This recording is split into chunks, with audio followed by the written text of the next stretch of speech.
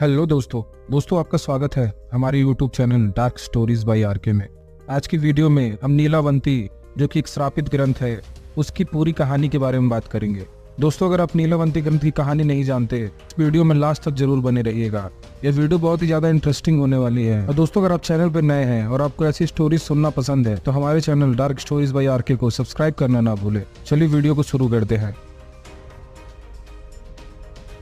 दोस्तों, नीलावंती ग्रंथ जिसे भारत सरकार ने बैन कर दिया था, माना जाता है कि इस ग्रंथ को अगर लालचवश कोई पूरा पढ़ लेता है तो उसकी मृत्यु हो जाती है, और अगर किसी ने आधा पढ़ के छोड़ दिया तो वह पागल हो जाता है।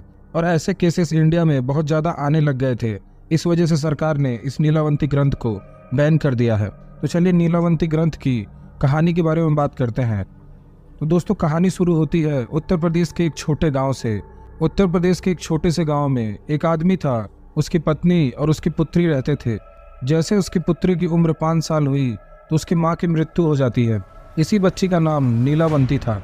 नीलावंती की माँ की मृत्यु के बाद नीलावंती के पिता ने नीलावंती को लेकर एक दूसरे गांव में चले गए। नीलावंती के पिता, जिन्हें आयुर्वेद का अच्छा ज्ञान था, वह अपनी पुत्री नीलावंती को भी आयुर्वेद का ज्ञान सिखाते रहते थे। और दोस्तों, नीलावंती के अंदर एक खासियत थी कि वह पेड़ पौधे, जानवरों, पशु पक्षियों से बात कर सकती थी। इतना ही नहीं दोस्तों, नीलावंती के स्वप्न में शैतान आया करते थे और उसे जमीन के नीचे गड़े हुए धन और संपत्ति के बारे में उसके सपने में बताते थे। नीलावंती के अंदर उसके पिता के अच्छे संस्कार थे, इस वजह से वह सुनने के बाद भी उस धन को खोदने नहीं जाती थी, और वैसे ही वह गरीबी में अपना गुजारा कर रहे थे। नीलावंती को शैतान और पेड़ पौधे जो भी मंत्र बताया करते थे, वह पीपल के पत्ते की बनी किताब में उन मंत्रों को लिख लिया करती थी। दोस्तों, अभी तक जो शैतान या जो आत्माएं उसके सपने में आया करती थी, जैसे जैसे वह बड़ी होने लगी, वह 20-22 साल की हो गई, वह सारी चीज़ें उसे हकीकत में नजर आने लगी। वो सारे शैतान और भूत प्रेत उसके सामने आने लग गए। कुछ समय बाद एक शैतान ने नीलावंती को बताया कि वह एक श्रापित यक्षिणी है और यहाँ पर किसी श्राप की वजह से फंसी हुई है।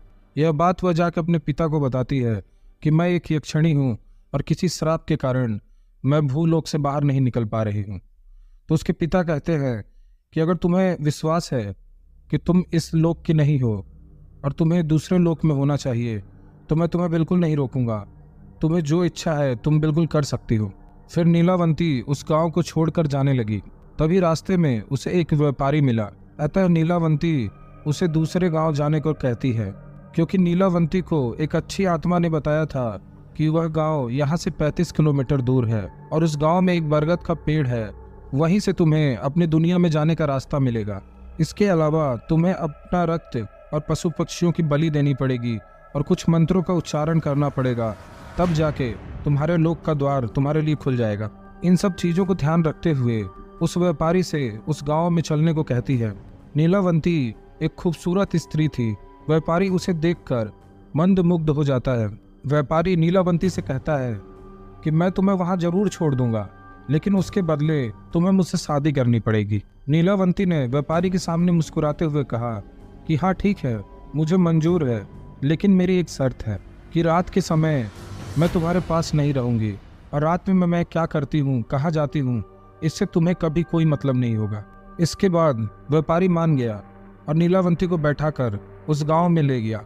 फिर शर्त के अनुसार नीलावंती उस व्यापारी से शादी कर लेती है। रात के समय में नीलावंती बरगद के नीचे तंत्र मंत्र करने चले जाया करती थी। वहां पर वह अपना रक्त और पशु पक्षियों की बलि भी चढ़ाया करती थी। एक दिन रात के समय जब नीलावंती उस वृक्ष के नीचे अपना तंत्र मंत्र और पशु बलि कर ही रही थी, उसी समय गाँव के 2 लोगों ने नीलावंती को पशु बलि देते हुए देख लिया और उस व्यापारी को सारी घटना के बारे में जानकारी दे दी।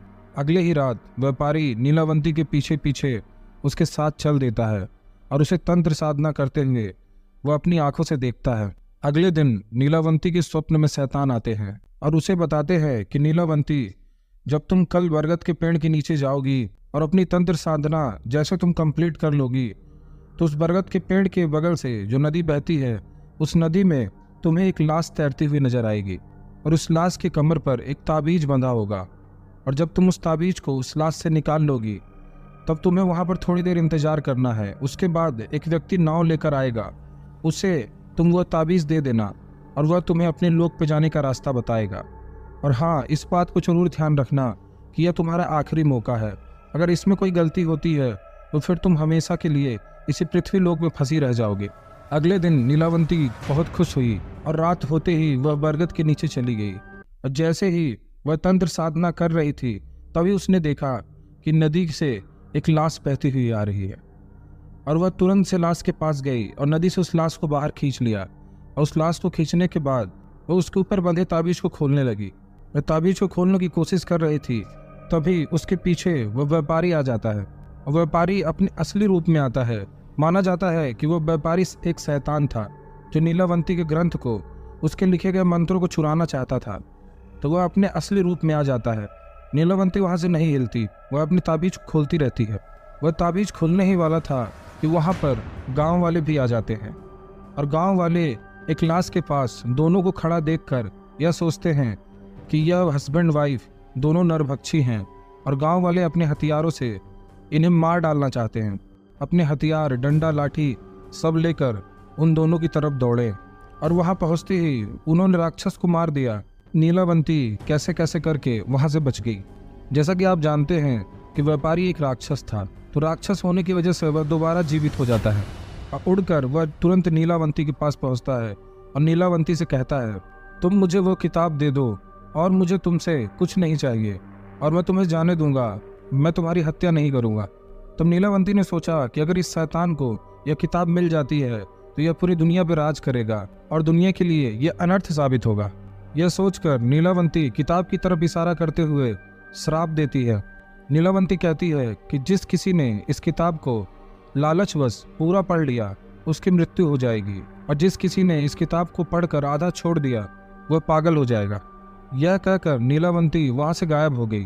कुछ समय के बाद वह किताब एक साधु को मिलती है। उस साधु के मन में किसी प्रकार का कोई लालच नहीं था, क्योंकि यह किताब दूसरी भाषा में लिखी हुई थी। तो साधु ने उस किताब को पढ़ के एक सरल भाषा में उसका अनुवाद कर दिया। नीलावंती के बारे में एक कहानी बहुत प्रसिद्ध है कि उसे जानने वाला एक व्यक्ति वो अभी भी जिंदा है। लोग उसे बाजिंद कहते हैं और वह महाबालेश्वर के जंगलों में रहता है और उसकी उम्र लगभग 2000 वर्ष बताई जाती है। और अगर आप नीलावंती को खोजना चाहते हैं तो उसका सबसे सरल उपाय है कि आप पहले महाबलेश्वर के जंगलों में जाएं और उस बाजिंद को खोजें, और उस बाजिंद से जानकारी लेकर आप नीलावंती तक पहुंच सकते हैं। दोस्तों, इस कहानी को पढ़ के नीलावंती की खोज में कई लोग महाबलेश्वर के जंगल में गए, लेकिन ज़्यादातर लोग वहां अपनी जान गंवा बैठे। वहां पर सैकड़ों की तादाद पर लोग गए, लेकिन कोई वहां से वापस नहीं आया।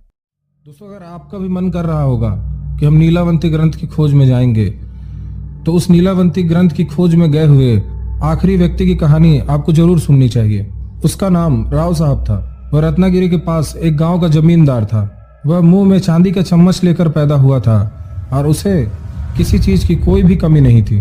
धन और बल से वह अपने सामने हर किसी को झुकाना पसंद करता था। बहुत अमीर होने के बाद भी उसे एक बात हमेशा खलती रहती थी, ऐसी एक बात जिसकी वजह से सारी सुख सुविधा होते हुए भी उसके कई पुश्तों को अफसोस करने पर मजबूर कर दिया था। और इस चीज के बारे में पता चलते ही उसके कई पुरखे और स्वयं वो उस चीज के पीछे पागलों की तरह पड़ जाते थे। और वह बात यह थी कि उसके खानदान में उसके पुरखों ने अपने एक लेख में हमेशा 7 कुएं भर जाएं इतने धन की बात की है, इतने सोने के सिक्कों की बात की है। बस उसी के लालच में इनकी कई पुश्तों ने उसी की खोज में अपनी जान गंवाई है। और राव साहब को भी इस बारे में तुरंत ही पता चला था। और अब राव साहब भी उस 7 कुएं जितने धन को पाने की इच्छा रखता था और उस धन को पाने के लिए बहुत सारे तंत्र मंत्र, काला जादू का सहारा ले रहा था। और राव साहब सोचता था कि अगर किसी तंत्र विद्या से मैं समय में अगर पीछे जा सका तो मैं उस 7 कुएं भर के खजाने को खोजने में सफल हो जाऊंगा। और उसी कारण से वह तंत्र मंत्र के पीछे पागलों की तरह पड़ जाता है। ऐसे में रत्नागिरी में एक दिन एक अद्भुत मांत्रिक आया, जिस मांत्रिक की चर्चा पूरे गांव में होने लगी और सभी कहते थे कि उस मांत्रिक ने पिशाच को अपने बस में किया हुआ है और वो कहीं भी गड़ा हुआ धन या खजाना मिनटों में खोज लेता है। राव साहब की आंखें चमक जाती हैं और वह तुरंत निकल जाते हैं रत्नागिरी के लिए। और रत्नागिरी पहुंचते ही थोड़ी खोजबीन करने पर उन्हें वह मांत्रिक मिल जाता है और वह उस मांत्रिक के सामने हाथ जोड़कर उसे अपने महल में आने का न्योता देते हैं। वो मांत्रिक उनसे कहता है कि ठीक है, कल मैं तुम्हारे महल में आऊंगा। मांत्रिक अगले दिन कहे अनुसार उसके महल में पहुंच जाता है या उसके घर में पहुंच जाता है। राव साहब के घर में पहुंचने के बाद मांत्रिक को एक कमरा दे दिया जाता है और मांत्रिक की बहुत सेवा की जाती है। मांत्रिक सेवा सत्कार से बहुत खुश हो जाता है और ऐसा करते करते कई हफ्ते बीत जाते हैं और राव साहब के सब्र का बांध टूट रहा था। उसे मांत्रिक के ऊपर बहुत गुस्सा आ रहा था कि मांत्रिक को आए इतना दिन हो गया है, लेकिन उन्होंने मुझसे कोई बात नहीं की। लेकिन फिर यह सोच कर रुक गया कि कहीं मांत्रिक ने उसे कोई श्राप दे दिया तो उसके साथ बहुत बुरा हो जाएगा। फिर अगले ही दिन मांत्रिक ने राव साहब को अपने पास बुलाया और राव साहब से पूछा कि बताओ तुम मुझसे क्या चाहते हो। तो राव साहब ने उसे अपने पुश्तों वाले खजाने के बारे में बताया। यह सुनते ही मांत्रिक की आंखें चमक उठी और मांत्रिक ने अपनी खुशी को जाहिर ना करते हुए उससे कहा कि खजाना तो मैं खोज दूंगा, लेकिन तुम मुझे जगह तो बताओ कि किस जगह पर खजाना है। दोनों ऐसे ही बातें कर रहे थे, तभी मांत्रिक ने राव साहब को अपना इतिहास बताना शुरू किया। मांत्रिक ने बताया कि मैं पहले एक छोटा सा किसान था और मेरा नाम बाबू था। मेरी शादी हो चुकी थी, लेकिन मेरे माँ बाप में कोई भी जीवित नहीं था और हम गांव से थोड़ी दूर एक जगह पर अपना घर बनाकर रहते थे और ऐसे ही हमारा गुजारा चल रहा था। एक रात जब मैं खेत से लौट रहा था तो मुझे रास्ते में अपने दोस्त दिखाई दिए, जो कि आग जलाकर सब एक साथ 5-6 दोस्त मेरे बैठे हुए थे और मैं जा रहा था। तभी मेरे एक दोस्त ने आवाज लगाई कि कहाँ जा रहे हो, आओ हमारे साथ बैठो। तो मैंने कहा कि नहीं, मेरी पत्नी मेरा घर में इंतजार कर रही होगी। तभी एक दोस्त ने कहा कि यार ये सब चीजें तो जिंदगी भर चलती रहेंगी, आओ हमारे साथ कुछ समय बैठो।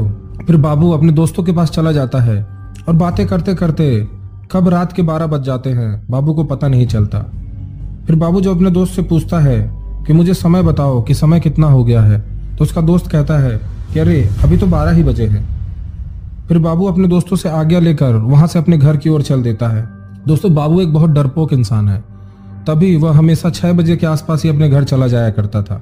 और जहां पे उसके दोस्त कैंप फायर जला के बैठे थे, उसके बाद एक गांव पड़ता था, गांव के बाद उसका घर पड़ता था। तो ऐसे इसलिए बाबू डर रहा था और उस गांव और उसके घर के बीच में एक शमशान घाट भी था। तो बाबू डरता हुआ पूरे गांव को क्रॉस किया और गांव को क्रॉस करने के बाद जैसे ही वो शमशान भूमि की तरफ जा रहा था, तभी उसके हाथ पैर कांपने लगे। उसे अजीब सा डर लग रहा था, वो बहुत ज्यादा डरने लगा और अब एक हाथ से अपनी साइकिल और एक हाथ से एक टॉर्च पकड़कर वो पैदल ही उस रास्ते से जा रहा था। जैसे ही वो शमशान भूमि के पास पहुंचा तो उसे कुछ चमकता हुआ नजर आया। वह और ज्यादा डर गया और वह जैसे ही उस चमकती हुई चीज के पास जाता जा रहा था तो उसे समझ में आया कि यहाँ पर एक लाश जल रही है। और डरते हुए वह आगे बढ़ता जा रहा था। वह सोच रहा था कि कितना जल्दी वह अपने घर पहुंच जाए।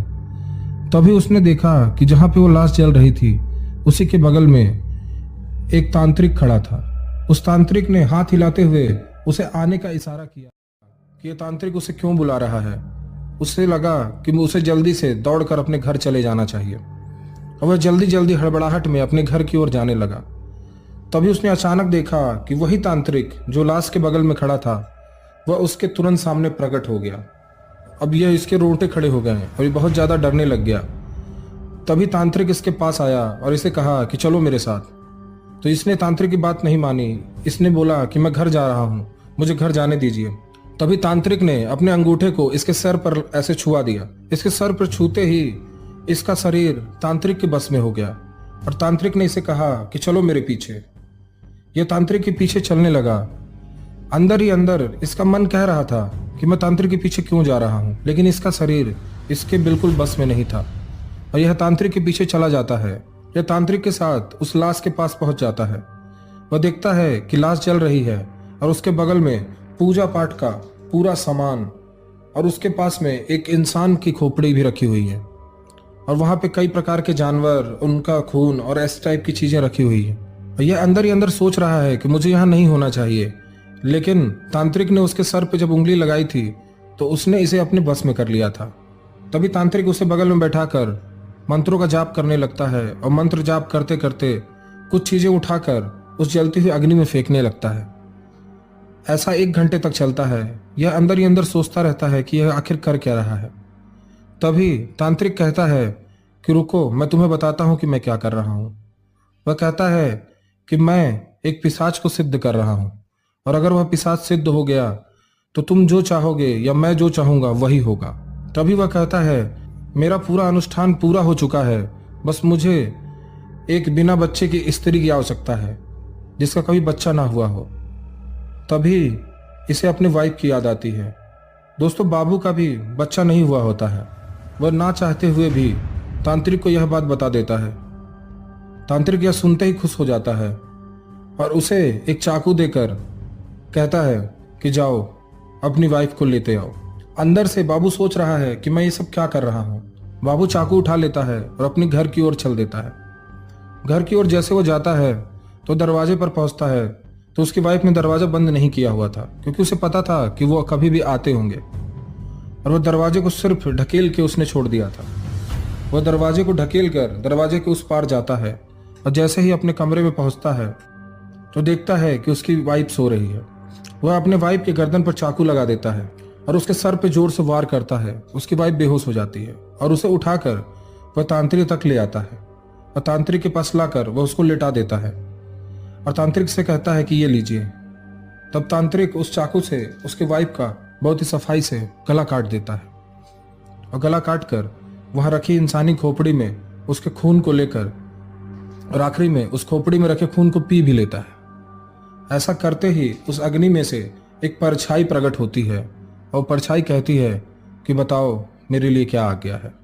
तभी तांत्रिक उस परछाई से कहता है कि अभी तुम्हारे लिए कोई आज्ञा नहीं है, लेकिन क्या मैं जब भी तुम्हें बुलाऊंगा तुम आ जाओगे?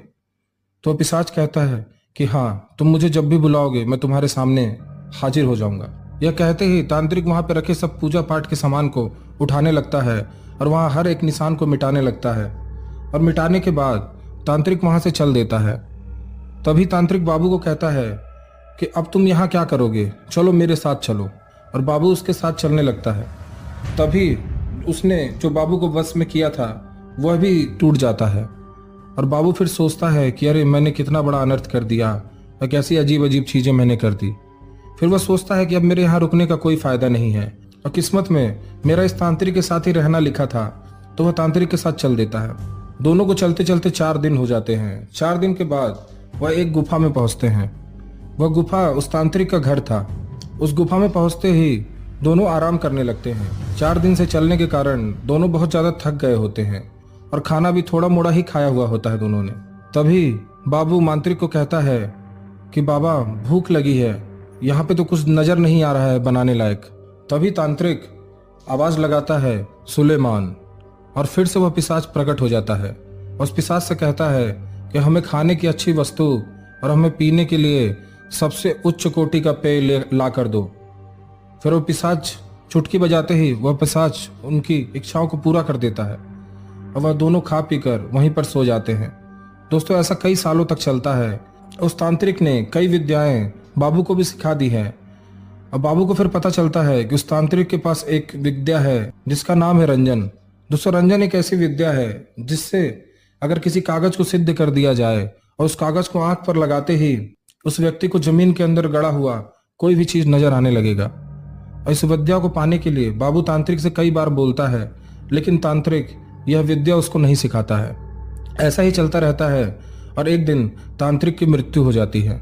तांत्रिक की मृत्यु होते ही पिशाच भी वहां से चला जाता है और अब बाबू सोचता है कि अब उसे भी यहाँ रहने का कोई मतलब नहीं है, और बाबू तांत्रिक द्वारा लिखे गए मंत्रों को समेटता है और उस अंजन की विधि को खोजना प्रारंभ कर देता है। खोजते खोजते उसे अंजन की विधि मिल जाती है और वह सारा कुछ लेकर वहां से निकल जाता है। वहां से निकलने के बाद वह रत्नागिरी पहुंचता है और रत्नागिरी के जंगलों में ही एक गुफा में वह रहने लगता है। उस गुफा से थोड़ी ही दूर एक गांव होता है, तो उसे भिक्षा मांग के खाने में आसानी होती है और वह सामग्री भी जुटाता रहता है जिससे कि वह रंजन की विधि पूरी कर सके। और उसे डेली भरपूर भिक्षा मिल जाती थी और वह जैसी चीज़ों चाहता था अपने अनुष्ठान को पूरा करने के लिए, वो भी चीज़ें उसे धीरे धीरे मिल रही थी। तभी कुछ दिनों के बाद उसके पास सारी सामग्री इकट्ठा हो जाती हैं जिससे कि वह अंजन बना सके।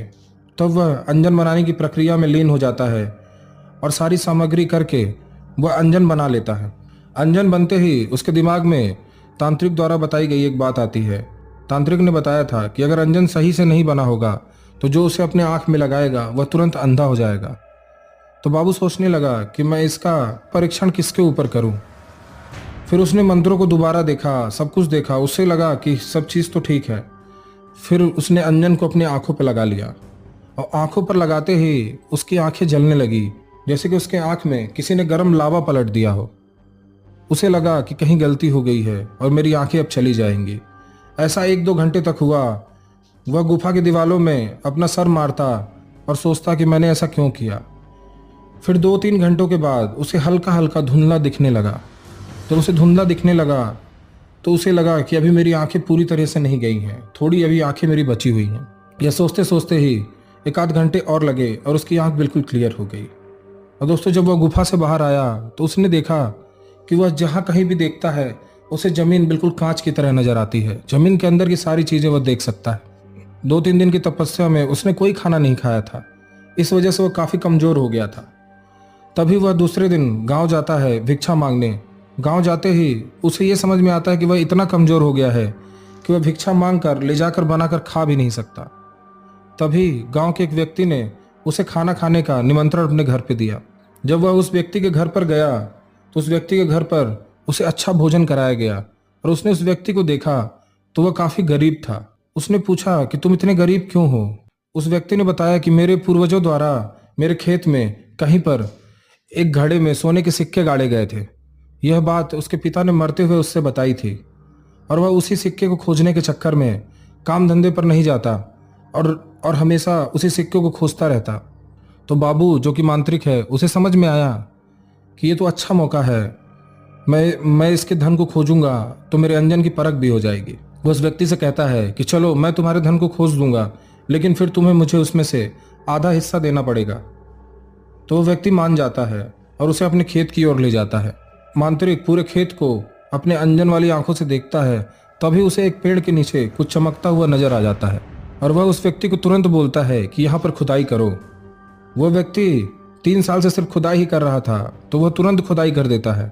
और खुदाई करने के बाद तुरंत वहाँ पर नजर आता है कि एक सोने का मटका है और उसके अंदर कई सारे सोने की असरफियाँ भरी हुई हैं। और शर्त के अनुसार वह व्यक्ति आधा धन उस मांत्रिक को दे देता है और बहुत खुश हो जाता है।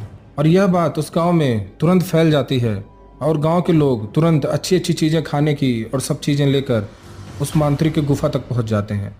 उस मांत्रिक का बहुत मान सम्मान बढ़ जाता है और फिर ऐसा ही वह कई लोगों के साथ कई लोगों के धन को खोजता है और उसका आधा हिस्सा ले लेता है। फिर मांत्रिक अपनी कहानी बंद करते हुए राव साहब से कहता है कि मैं ये कहानी तुम्हें इसलिए बता रहा हूँ ताकि जब मैं तुम्हारे धन को खोज दूँ तब तुम मुझे आधा हिस्सा देने में संकोच ना करो और तुम्हें ये ना लगे कि मैं लालची हूँ। मैं जिसका भी धन खोजता हूँ उसका आधा हिस्सा मैं ले ही लेता हूँ। राव साहब भी इस बात के लिए मान जाता है। फिर राव साहब ने संदूक के ऊपर लिखा हुआ एक लेख मांत्रिक को दिखाया।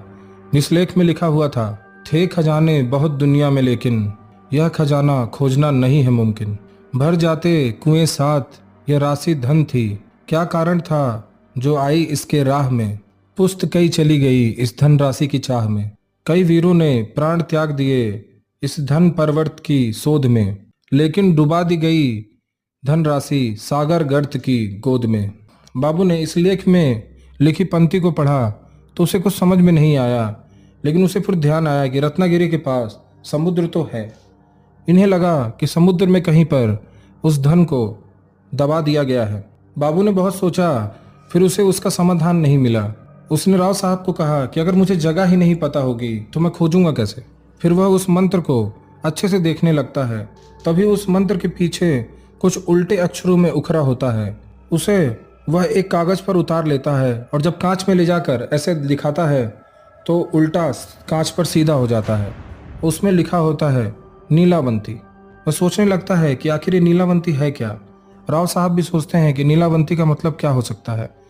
तभी उसके घर में काम करने वाले एक नौकर ने कहा कि आपको नीलावंती के बारे में नहीं पता है। नीलावंती एक ग्रंथ है और उस ग्रंथ को जो पा लेता है वह पशु पक्षियों से बात कर सकता है। और जो भी चाहे कर सकता है। उस ग्रंथ में अनेकों शक्तियां हैं। यह सुनकर राव साहब और बाबू यानी मांत्रिक दोनों बहुत प्रसन्न हो जाते हैं और उससे पूछते हैं, क्या तुम जानते हो कि नीलावंती ग्रंथ कहाँ मिलेगा? तो वह व्यक्ति उन्हें बताता है कि नीलावंती ग्रंथ के बारे में तो कोई नहीं जानता, लेकिन एक बाजिंद है जो कि महाबलेश्वरों के जंगलों में जिंदा है, वही बता सकता है नीलावंती ग्रंथ के बारे में। लेकिन मैं आपको बता दूं कि उस ग्रंथ की खोज में जो भी जाता है वह कभी भी जिंदा वापस नहीं आता। महाबलेश्वर के जंगलों में एक पिशाच की मूर्ति है और उसी मूर्ति के पास कई सारी गुफाएं हैं। उसी गुफाओं में से किसी गुफा में बाजिंद रहता है। यह सुनते ही राव साहब और बाबू यानी मांत्रिक दोनों वहां से महाबलेश्वर की तरफ चल देते हैं। और जब वो दोनों महाबलेश्वर के जंगल में पहुंचते हैं, वो जंगल इतना ज़्यादा घना होता है कि सूरज की रोशनी भी उस जंगल के अंदर नहीं पहुंच पाती। फिर भी दोनों धन के लालच में घूमते हुए उस जंगल के अंदर बढ़ते जाते हैं। बढ़ते हुए उन दोनों को काफ़ी डर लगता है। बढ़ते बढ़ते जब वो बहुत ज़्यादा अंदर पहुंच जाते हैं और अब तक दोपहर हो चुकी है, तो वह देखते हैं कि एक पिशाच की मूर्ति है वहाँ पर। वह धीरे से पिशाच की मूर्ति के पास पहुँचते हैं और उससे थोड़ा ही आगे बढ़ते हैं। तभी वह देखते हैं कि वहाँ पर 13 गुफाएं हैं। वह यह सोचने लगते हैं कि इस 13 गुफा में से किस गुफा में बाजिंद रहता होगा, और दोनों वहाँ पे पड़ी हुई चीज़ों को इकट्ठा करके एक मसाल बनाते हैं। मसाल बनाने के बाद दोनों पहली गुफा में अंदर घुसना प्रारंभ करते हैं। घुसते हुए वह 10-15 मिनट से उस गुफा के अंदर चल रहे थे, और जब भी वह किसी मोड़ पर पहुँचते थे और अपनी मसाल को दिखाते थे तो वह गुफा और लंबी हो जाती थी। ऐसा सोचते सोचते मांत्रिक ने कहा कि हम अगर ऐसे ही चलते रहें तो हमारी मसाल खत्म हो जाएगी और फिर हम अंधेरे में इसी गुफा में फंस जाएंगे। तो राव साहब बोलते हैं कि ठीक है, हम बाहर चलते हैं और मसाले बना लेते हैं, फिर हम रिटर्न इस गुफा में आएंगे। तो मांत्रिक भी इस बात को मान जाता है। फिर दोनों बाहर आ जाते हैं और दोनों मसाल बनाने लगते हैं। मसाल बनाते बनाते काफ़ी रात हो जाती है और दोनों काफ़ी थक चुके होते हैं। तब दोनों सोचते हैं कि हम यहीं रात भर विश्राम कर लेते हैं और सवेरे होते ही फिर हम बाजिंद की खोज करेंगे। और उसी गुफा में, जिस 1 नंबर गुफा में वो घुसे थे, वहीं पर थोड़े ही पास में वह दोनों विश्राम करने लग जाते हैं। विश्राम करते हुए वह 10-12 मसाले बनाए हुए होते हैं, उस मसाल को अपने पास में रख के दोनों विश्राम करने लगते हैं और दोनों को नींद आ जाती है। नींद आते ही कुछ क्षण बाद ही दोनों की नींद पायल की आवाज़ से खुलती है। तो पहले राव साहब उठते हैं, देखते हैं कि अरे ये पायल की आवाज़ कहाँ से आ रही है। फिर राव साहब डर के मारे वहीं बैठ जाते हैं। तभी थोड़ी देर बाद मांत्रिक की भी नींद खुल जाती है और मांत्रिक राव साहब को बैठा देखकर समझ जाता है कि यह पायल की आवाज़ सिर्फ उन्हें नहीं सुनाई दी है। दोनों काफ़ी ज़्यादा डर जाते हैं। दोनों बाहर निकलते हैं और फिर मसाल जलाकर खोजने लगते हैं कि ये पायल की आवाज़ आ कहाँ से रही है। हर गुफा में जाकर वह दोनों कान लगाते हैं और कान लगाते लगाते जो सबसे लास्ट की गुफा थी, 13 नंबर गुफा, उस गुफा से वह आवाज़ बहुत तेज आ रही थी। दोनों मसाल को जलाकर उस गुफा के अंदर घुसने लगते हैं। कुछ ही देर चलते हैं कि उन्हें नज़र आता है कि वहाँ पर एक बहुत ही खूबसूरत पुरुष खड़ा है, जिसके बाल कंधे इतने लंबे हैं और वह इतना सुंदर है कि उसकी एक मुस्कान से कोई भी खुश हो जाए। और वह थोड़ा और अंदर बढ़कर देखते हैं तो उसके सामने जानवरों के सभी प्रतिनिधि, मतलब शेर, भालू, कुत्ता, बिल्ली, जितने भी जंगल में जानवर रहते हैं, सब उसके सामने बैठे हुए हैं और वह उन सब से कुछ बातें कर रहा है। तो उन्हें यकीन हो गया कि ये बाजिंद ही हो सकता है जो पशुओं से बात करता है। वह धीरे धीरे छुप कर उसे देख ही रहे थे, तभी बाजिंद की नज़र उन पर पड़ जाती है और बाजिंद इशारा करते हुए कहता है कि इधर आओ। जब बाजिंद के पास जाते हैं तो बाजिंद का चेहरा देखकर दोनों के मन एकदम खुश हो जाते हैं। फिर बाजिंद सारे जानवरों को वहां से जाने के लिए कहता है और सभी जानवर एक एक करके बाहर चले जाते हैं। और बाजिंद उन लोगों से कहता है कि बताओ तुम लोग यहाँ पर क्यों आए हो, क्योंकि यहाँ पर जो भी आता है वह जिंदा वापस नहीं जाता। तो यह सुनकर दोनों डर जाते हैं। फिर बाजिंद कहता है कि ऐसा नहीं है कि कोई उन्हें यहाँ मारता है, सब यहाँ नीलावंती ग्रंथ सुनने आते हैं और जब भी मैं उस ग्रंथ को सुनाना प्रारंभ करता हूँ तो वह पूरा सुन ही नहीं पाते और बीच में उठकर चले जाते हैं और उनकी मृत्यु हो जाती है। तो राव साहब और मांत्रिक ने कहा कि हमें नीलावंती ग्रंथ में कोई इंटरेस्ट नहीं है, बस हमारे यहाँ बुजुर्ग ने एक कागज़ पर लिख के रखा था ये पंक्ति, इस पंक्ति को पढ़ने से ये पता चलता है हमारे कोई पुश्तों का धन है जो 7 कुएं इतना है और वो कहीं पर दबा हुआ है किसी समुद्र में।